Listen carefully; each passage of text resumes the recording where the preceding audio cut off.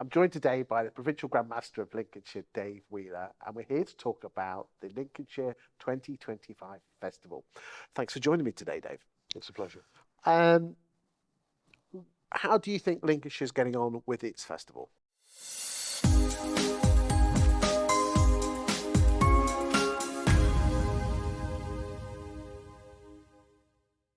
Well, I get told off by the festival chairman, Jez Highland, because every time him and I are in the same room with an audience, I always say I'm not concerned about the 2.25 million that we're going to achieve because we're going to smash it out the park.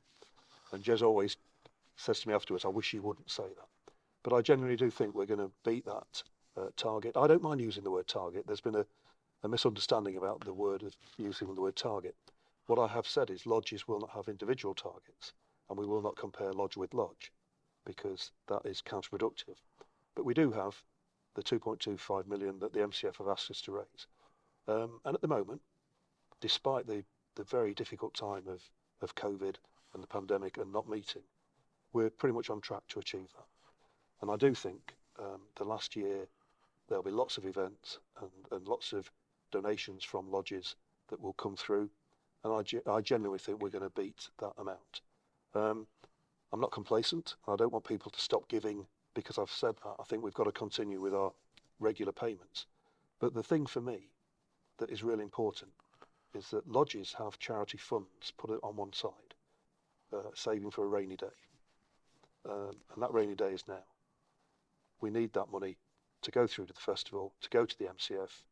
Then the MCF will put more than that back into our province in the next few years, as they have done in the past few years. So I'm really happy how it's going. Very good committee, doing some really good work. And I'm supremely confident that we will make up the 2.25 million that we've been asked to achieve. So does every charity steward know what their aspiration is for their lodge and where they are against that then? I really hope so, because the festival committee have appointed area coordinators. They take responsibility for a small group of charity stewards, and then they interact with them. Peter Tong, as provincial charity steward, has done a magnificent job in contacting all the charity stewards, hopefully making it clear to them what we want them to do and how we want them to perform. And the message, the overriding message is, just do your best. Because if we've done our best, whatever target we achieve will be the best we could do. And that's what we're asking for. If we don't achieve it, and I know I've said that we will, and we've tried our best, then that's all we can do. So I'm very relaxed about it.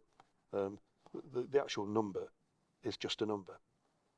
What it has done, it's got a lot of people involved and engaged and aware of the reasons that we give money to the Masonic Charitable Foundation. It amazed me that for every pound that we raise, 2/3 of it, 66p, goes back to Lincolnshire Freemasons. I always thought, or the perception was, is that Freemasons are rich. They don't need this charity.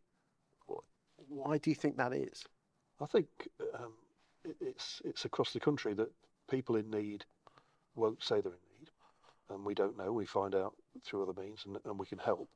But I think it'll be really interesting when Les Hutchinson, the Chief Executive of the Masonic Charitable Foundation, speaks at our provincial meeting, because Les is a product of the system.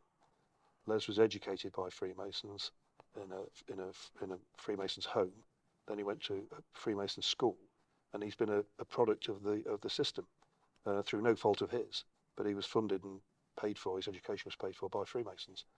He was an orphan and went through that process. And we don't know what's around the next corner. So the fact we can help people who are at their most vulnerable and probably at their most desperate and help them quickly, to me, is a massive indictment of what we do as Freemasons and why we give our money to the charity.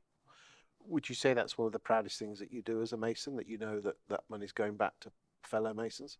I would, and I also am really proud when I go to the external charities to present cheques to them. Some of those cheques are substantial cheques. And it's not about the money and the amount, it's about the outcome. And when you see what the money does and how it affects people's lives in a good way, that is really overwhelming. And I translate that to the donations we give through the Lincolnshire Provincial Benevolent Fund. £500 to a small local charity can be the equivalent of giving £500,000 to the Ukrainian appeal. Finally, Dave, what would your message be to any Mason who is hesitant of putting that £10 in the envelope or even starting a direct debit for the festival? Well, I think £10 in the envelope would be a good start. I think a lot of people put £5. But joking aside, I think I understand, and we all understand, that financial times are difficult at the moment. People are getting their bills at the moment, and masonry is a hobby. So my mantra is family first, then everything else, and then Freemasonry. So I wouldn't expect people to make a contribution if they can't. That would be unfair. But if they can, don't hold back. Do it now. Because in a couple of years' time, when the province have the end of festival banquet and we're celebrating our success, I want as many people to feel part of that success as we can. And the worst thing that could happen for me is we get to the end and people saying, well, we could have done this, or we should have done that, or why didn't we do that, or why didn't I make a personal contribution to such a fantastic cause. Why is charity so important to a Freemason? I just think it's part of what we do. Historically, we've never ever got any credit for what we do. We've just helped quietly behind the scenes. We're a little bit more open now, and I just think it's almost like giving back to the community that we live in.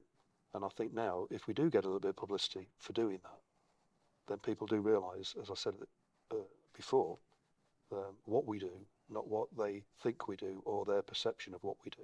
Because all of the charity giving isn't for our own benefit, it's for somebody else's benefit. And nobody knows if somebody who's giving to the charity today might need some help tomorrow. Nobody can predict what's going to happen next. Thank you for your time today, Dave. Thank you, Chris.